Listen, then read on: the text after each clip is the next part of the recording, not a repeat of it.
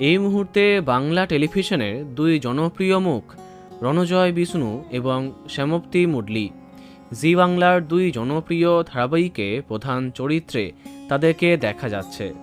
টেলিপাড়াতে যে সমস্ত কাপেলদেরকে নিয়ে আলোচনা চলছে, শ্যামপ্তি রণজয় তাদের অন্যতম। যদিও তারা নিজেরা একে অপরকে নিয়ে এর আগে মুখ খোলেননি। সেই স্টার জলসার গুড্ডি ধারাবাহিকে একসাথে কাজ করতে গিয়ে তাদের বন্ধুত্ব গভীর হয়।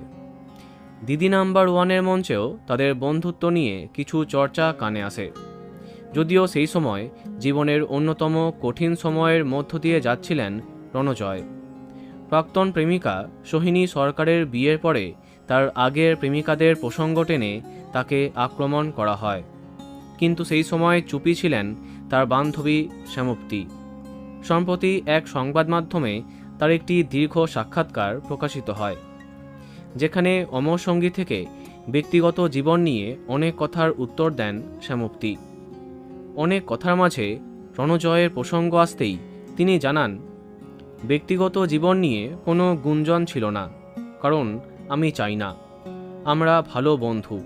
এছাড়া রণজয়ের প্রাক্তন প্রেমিকার অভিযোগের প্রসঙ্গ তুলতেই তিনি জানান, সত্যি কখনো লুকিয়ে থাকে না। যে মানুষটাকে কাছ থেকে দেখছি, চিনছি, তাকেই তো বিশ্বাস করব। আমি জানি ও কেমন, সেখানে কে কি বলল তাতে কিছু যায় আসে না। ও খুব ভালো মানুষ। বন্ধুরা, ভিডিওটি এইটুকুই। এই জনপ্রিয় কাপেলকে তোমার কেমন লাগে কমেন্টে জানাতে পারো। আর এই রকমই আরও অনেক ভিডিও পেতে সাবস্ক্রাইব কারেন্ট বস। ধন্যবাদ।